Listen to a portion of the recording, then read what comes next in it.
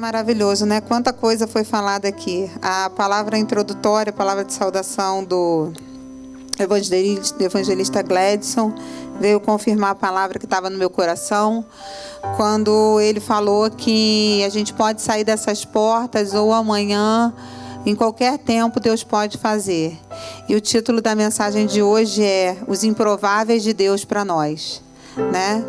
Quando o passado duvidoso conhece a graça de Deus. Hoje a gente vai falar sobre Raabe, uma mulher que era meretriz, que era prostituta, tinha tudo para morrer sem Cristo. E Deus transformou uma história, fez daquela mulher uma história maravilhosa, não é verdade? Queria que os irmãos abrissem no livro de Josué, no capítulo 2, a partir do versículo 1. Obrigada, Tiago. Não, pode ser. Eu só não bebo com gás. Esse negócio de água com gás não é comigo, não. Amém? Josué capítulo 2, livro de Josué. E assim enviou Josué, filho de Num, 2 homens desde Sitim a espiar secretamente, dizendo: andai e observai a terra e a Jericó. Foram, pois, e entraram na casa de uma prostituta, cujo nome era Raabe, e dormiram ali. Então deu-se a notícia ao rei de Jericó, dizendo: eis que esta noite vieram aqui uns homens dos filhos de Israel para espiar a terra.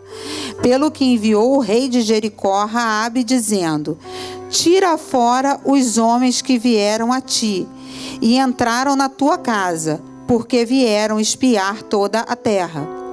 Porém aquela mulher tomou a ambos aqueles homens e os escondeu e disse: é verdade que vieram homens a mim, porém eu não sabia de onde eram.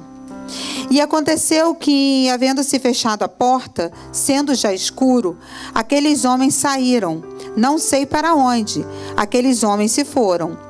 E depois após eles depressa, porque vós os alcançareis. Porém, ela os tinha feito subir ao telhado e os tinha escondido entre as canas do linho, que pusera em ordem sobre o telhado. E foram-se aqueles homens após os espias pelo caminho do Jordão, até os vaus, e fechou-se a porta, havendo saído os que iam após eles. E antes que eles dormissem, ela subiu a eles sobre o telhado e disse aos homens: bem sei que o Senhor vos deu esta terra, e que pavor de vós caiu sobre nós, e que todos os moradores da terra estão desmaiados diante de vós. Porque temos ouvido que o Senhor secou as águas do Mar Vermelho diante de vós, quando saís do Egito. E o que fizestes aos 2 reis dos amorreus, e Seom e Og, que estavam além do Jordão, os quais destruístes. Ouvindo isto, desmaiou o nosso coração, e ninguém mais há ânimo algum, por causa da vossa presença. Porque o Senhor vosso Deus é Deus em cima dos céus e embaixo da terra. Versículo 12. Agora, pois, jurai-me, vos peço, pelo Senhor, pois que vos fiz beneficência, e que vós também fareis beneficência à casa do meu pai.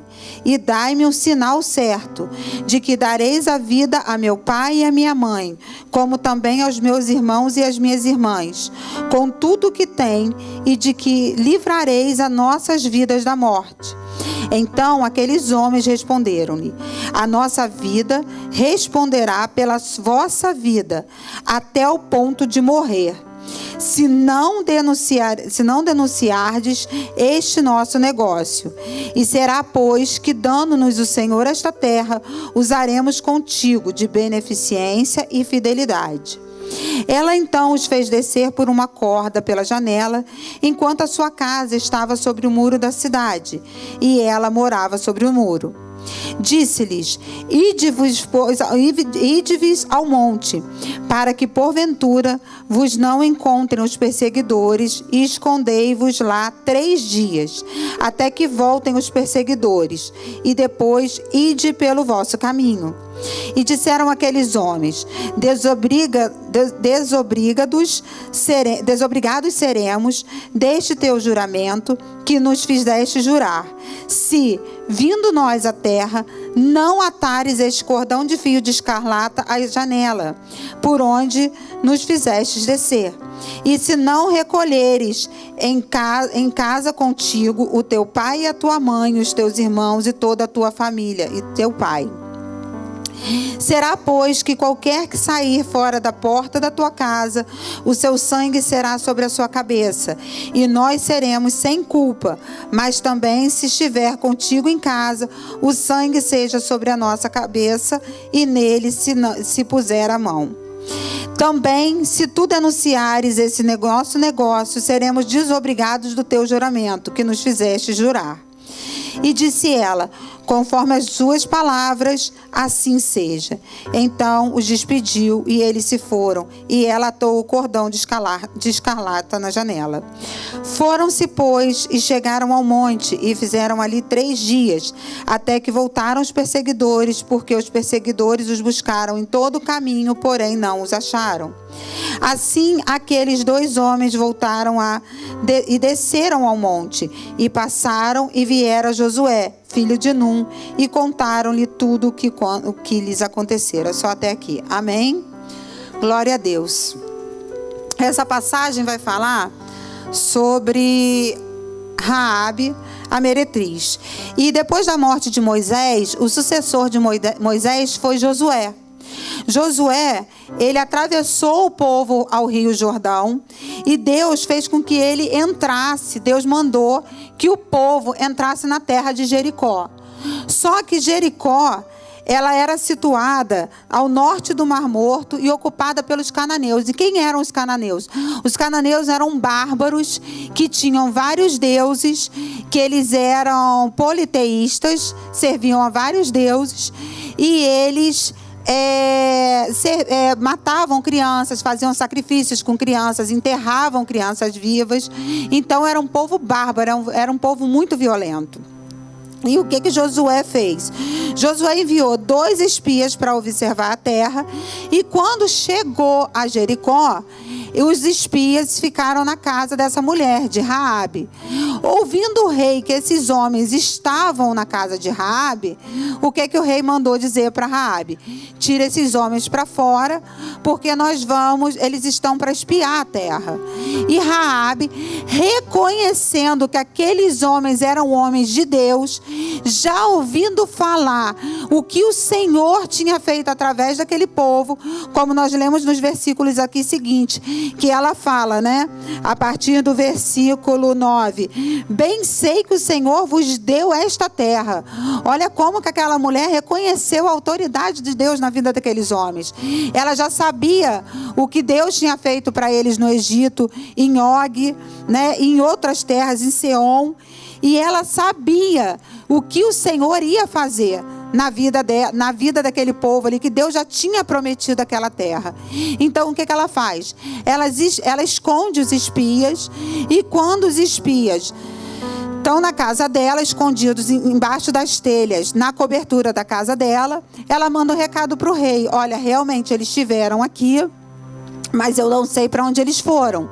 Vai atrás deles, que talvez você encontre eles pelo caminho e consiga pegar eles. E assim fez o rei, mandou, né, os seus soldados irem atrás no deserto. E aí ela faz um acordo com os homens de Deus. Ela fala: olha, que você veio, eu peço que você veio, eu vou salvar vocês, mas eu peço algo em troca: que vocês venham salvar a minha vida e a vida da minha família, a minha casa e a minha família, o meu pai, a minha mãe, toda a minha família. Então eles fazem um acordo. O que eles fazem?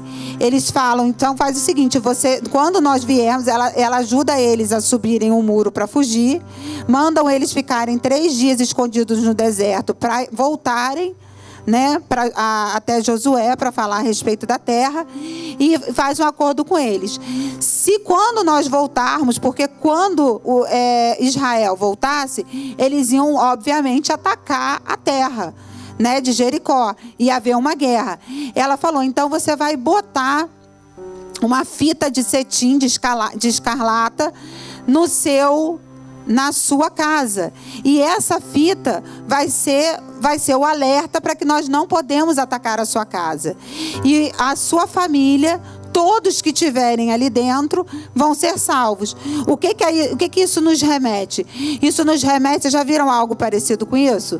Já, quando o rei manda matar o quê? Os primogênitos. Que o povo de Israel faz o quê? Passa o sangue nas portas. Isso representa, a escarlata aqui, representa o sangue de Jesus. Você pode ver que é a mesma história. Quando o anjo da morte passou levando os primogênitos para matar o primogênito de Ramsés, o que aconteceu? O sangue que estava nas portas e aqueles que estavam dentro de casa foram salvos. E ali era a mesma coisa. Ali estava se repetindo a história. Quando o povo chegou para guerrear, que viram a escarlata ali, a fita de escarlata, a fita na casa dela, falou: não, aqui nós não podemos tocar. E esse foi o acordo feito. E o que nós aprendemos com essa passagem hoje? Que Deus usa pessoas improváveis para fazer a obra dele. Porque se você olhar, quando que um homem de Deus ia entrar, a palavra de Deus, ela diz aqui, ó, no versículo 1 diz: foram, pois, e entraram na casa de uma mulher prostituta, cujo nome era Raabe, e dormiram ali. Quando que uma mulher vai entrar na casa de uma prostituta e vai dormir na casa de uma prostituta? Irmãos, Deus usa pessoas quando Ele quer, como Ele quer, da forma que Ele quer, da maneira que Ele quer. Vocês imaginam, a pessoa, eu conjecturando, né? A Bíblia não fala, mas quando você vê uma prostituta, você pensa que é uma mulher com roupa decotada, com muita maquiagem, né? Com muita coisa assim. Vocês acham que eles não reconheceram, eles não viram que ela era uma prostituta? A gente trazendo para a nossa vida de hoje. Será que hoje nós nos abrigaríamos na casa de uma prostituta? Nós nos abrigaríamos na casa de um drogado? Nós gostaríamos de ter pessoas, mendigos, pessoas que não tomam banho, pessoas que estão com falta de higiene? Será que a gente gostaria de pessoas assim perto da gente? Nós costumamos fazer acepção de pessoas, mas o Senhor não faz.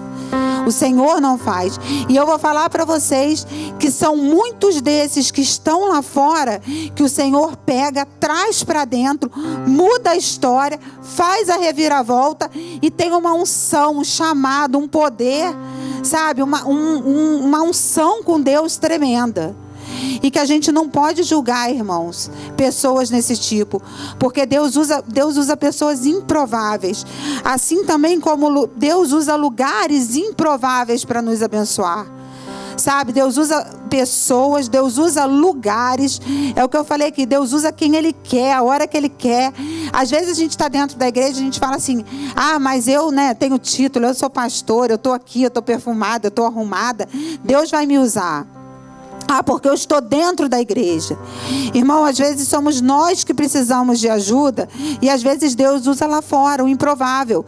Deus usa um bêbado, Deus usa um incrédulo, Deus usa um ímpio para ajudar a gente. O que o evangelista Gladson falou aqui. Hoje você pode sair naquela porta, eu costumo falar, eu tenho falado muito com a pastora Andriela e com o pastor Carlos. Deus usa, faz e acontece na hora que Ele quer, nos dias que a gente menos espera. Eu falo com ela, às vezes a gente vem num culto, aí vem um pregador de fora, vem uma pessoa de peso, a gente acha que vai botar a mão na gente. Quantas vezes o pastor aqui já deu esse testemunho, né? Que às vezes ia na igreja, vinha na frente, e esperava alguém botar a mão, esperava alguém falar. Não acontecia nada. E você fala assim: nossa, Deus não fala comigo. Às vezes você sai ali na esquina, Como o irmão deu testemunho terça-feira, né, o irmão Fábio, que ele estava precisando de uma provisão. O homem bateu lá na sua casa, não foi? Com um envelope. Ele falou assim: eu achei que eu fosse fazer um serviço, o homem fosse me dar $50. O homem chegou com um envelope com 800. E falou assim: tá aqui, eu não sei porquê, mas tá aqui. Eu te senti no coração. Então são coisas improváveis. Nosso Deus, Ele age no improvável. Sabe? A gente é que fica pensando coisas que a gente, para ser abençoado, para ganhar o documento nessa terra, as trombetas têm que soar. A gente tem que ouvir a trombeta soar. A gente tem que vir ouvir um profeta dizer que a gente vai ganhar. E nada disso, irmãos. Nosso Deus, Ele é simples. Ele age na simplicidade, né? Ele não precisa de muita coisa. E eu vejo nessa mulher duas coisas: generosidade e obediência. A generosidade, a obediência, irmãos, ela precede a honra. A generosidade e a obediência, principalmente a obediência, ela precede a honra, porque foi através da obediência dela, da generosidade dela, de ajudar aqueles homens, não só de ajudar aqueles homens, mas de cuidar da família dela, porque ela poderia muito bem ter pensado assim: olha, você salva a minha casa e os meus parentes que vão entrar em guerra, problema de cada um por si. E ela logo pensou: não, salva a minha casa, salva a minha família, salva os meus pais. E quantas vezes nós estamos na casa do Senhor, né? E a gente tem orado, irmãos, para Deus salvar. Salva o meu filho que está nas drogas, salva o meu irmão que está perdido, salva o meu filho que está perdido, que está sem a tua presença. Isso é generosidade, irmãos. Você acha que o Senhor não ouve uma oração dessa? Você acha que uma oração dessa vai ficar sem resposta? É claro que não, irmãos. Deus salvou a família de Raabe. E eu creio que nessa noite, ou em qualquer outra noite, o Senhor pode bater na minha casa, na sua casa. Pode ser aqui, pode ser no Brasil, pode ser em qualquer região desses Estados Unidos, qualquer lugar desse mundo, irmãos. O Senhor pode operar, porque Ele é Deus. Ele pode operar, né? Foi aquilo que o pastor estava falando aqui esses dias, que ele costuma falar, que a oração é um saldo, né? Você vai orando, e depois você vai lá no caixa eletrônico e aperta o botão. Quando você aperta, vem toda aquela sua oração, vem tudo que você botou lá. O saldo está o quê? Positivo. E se você estiver orando, se você estiver em obediência, o saldo vai estar positivo, com certeza. Seu saldo nunca vai ficar negativo com essas duas coisas. Sabe, irmãos, no versículo 18, no versículo 19, fala a respeito de... Ela fala aqui, né, no 18, a respeito da escarlate. No 19 diz: será assim que qualquer que sair fora da porta da tua casa, o seu sangue será sobre a tua cabeça, e nós seremos sem culpa. Mas qualquer que estiver contigo em casa, o seu sangue seja sobre a vossa cabeça, se nele se puser a mão. O que significa isso? As pessoas que estavam lá na casa, que estavam protegidas, que estavam guardadas pela fita escarlata, pelo sangue de Jesus, ela estava protegida. Mas o que eles disseram? A partir do momento que aquelas pessoas saírem, nós não temos compromisso com elas, nós não temos compromisso de guardar. E o que isso representa, irmãos, para a nossa vida? Enquanto nós estamos na presença do Senhor, enquanto nós estamos buscando ao Senhor, o Senhor tem a palavra dele, a fidelidade, que Ele vai cumprir na minha vida e na sua vida aquilo que Ele prometeu. Não importa o tempo da promessa, não importa, mas está demorando, eu recebi a promessa, mas está demorando. Irmão, o tempo não anula a promessa de Deus na minha vida e na sua vida. Não pense que o tempo, porque está demorando e Deus não vai fazer. Não, o tempo não anula a promessa, nem na minha vida, nem na sua vida, irmãos. Só que tem uma coisa: a partir do momento que você saiu da presença de Deus, que você saiu debaixo da escarlata, que você saiu debaixo do sangue, o Senhor não tem compromisso contigo. A partir do momento que eu e você, nós decidimos sair da presença de Deus, o que ele fala aqui? O que eu entendo aqui nessa passagem é o seguinte: filho, enquanto você estiver debaixo da minha presença, eu sou contigo. Eu vou fazer, eu vou operar, eu vou te livrar, eu vou te dar, eu prometi, eu vou cumprir. Mas a partir do momento que você saiu da minha presença, que você abriu a porta da casa, eu já não tenho mais compromisso contigo. Porque o nosso Deus, irmãos, Ele faz... Ele é justo, Ele é fiel, Ele é verdadeiro, mas Ele também é fogo consumidor. Ele é justo. Ele tem as duas balanças de medida. Amém? E olha só que interessante. A Bíblia, ela não precisava falar que Raabe era uma prostituta. Eu fiquei pensando, né? Eu falei, nossa, a gente tem tanta passagem na Bíblia. A Bíblia, ela fala de 5 a 8 vezes quando vai se referir de Raabe, chama ela de prostituta. De 5 a 8 vezes chama ela de prostituta.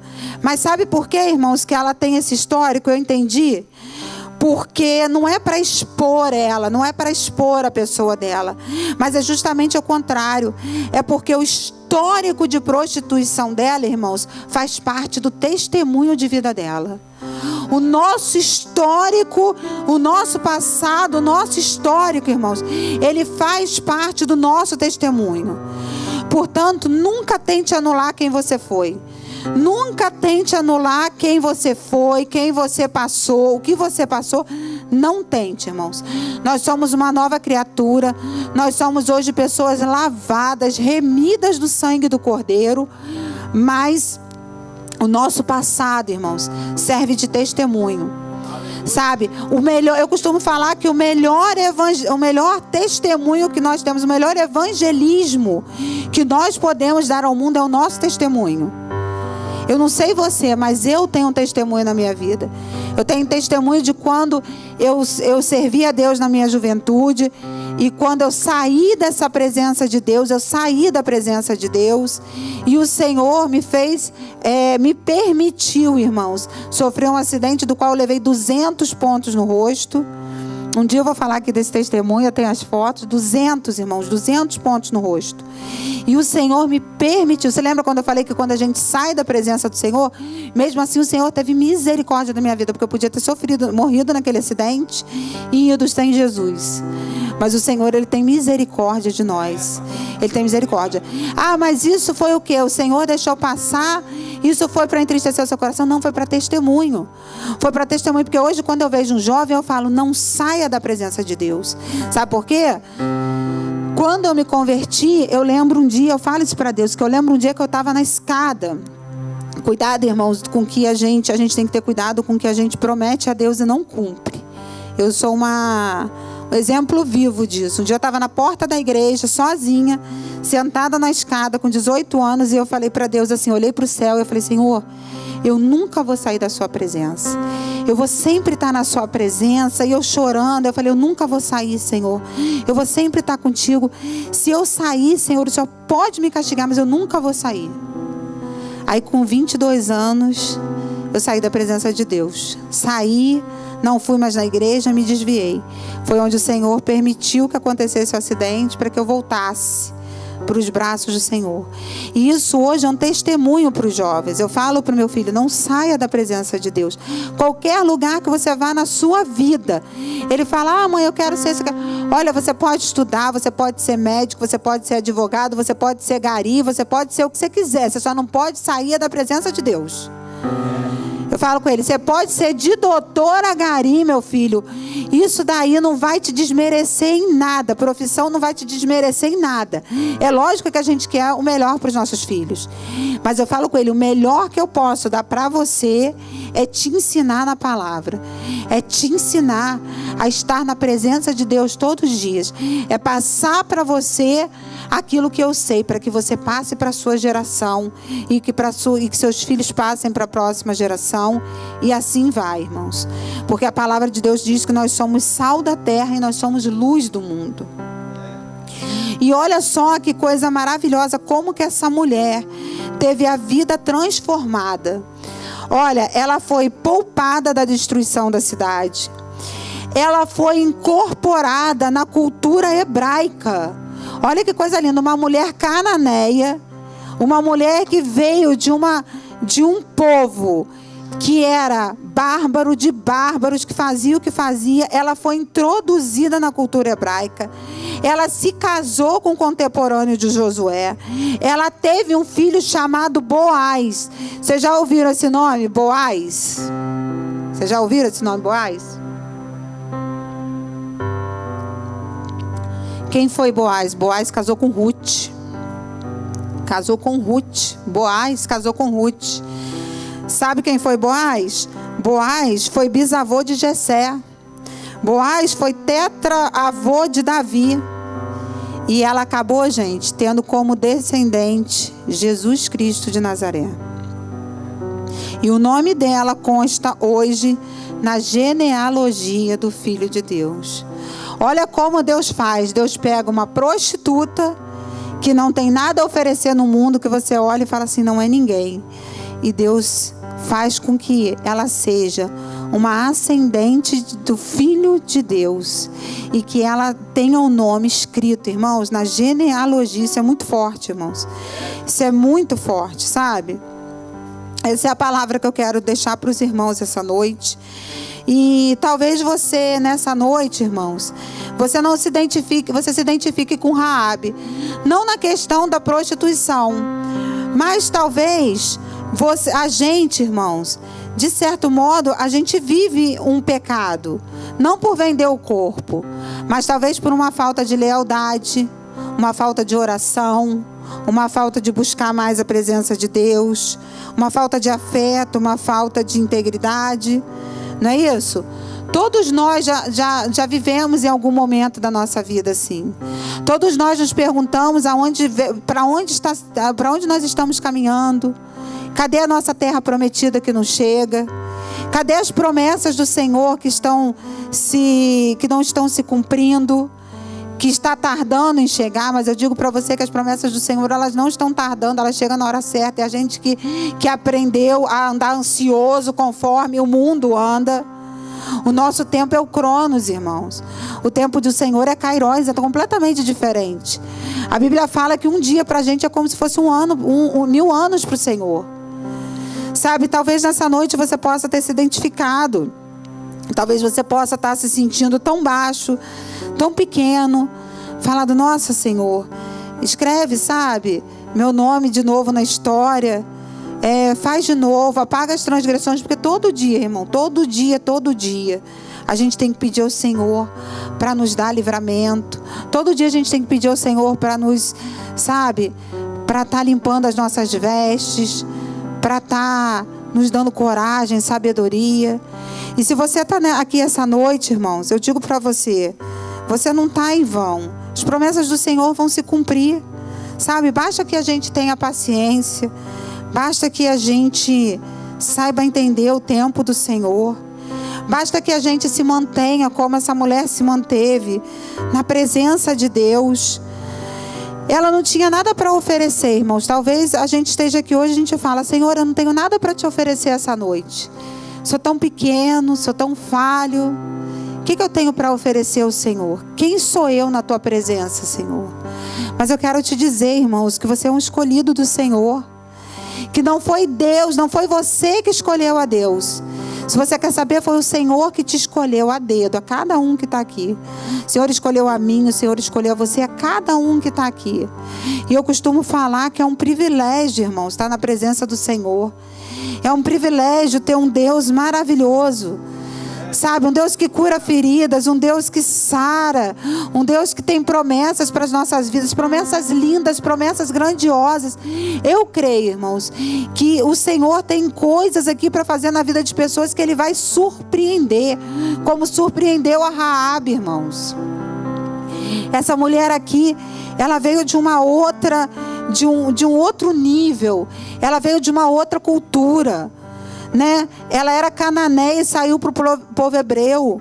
É como nós estamos aqui hoje. Nós somos brasileiros e nós saímos da nossa terra para estar aqui nessa terra. E essa terra para a gente, irmãos, é a nossa terra prometida. Essa terra hoje é o Canaã das nossas vidas. Então, irmãos, que a gente vê, o Senhor tem botado no meu coração, que a gente venha parar de murmurar, que a gente venha abençoar a nossa terra, porque esse país é a nossa Canaã hoje.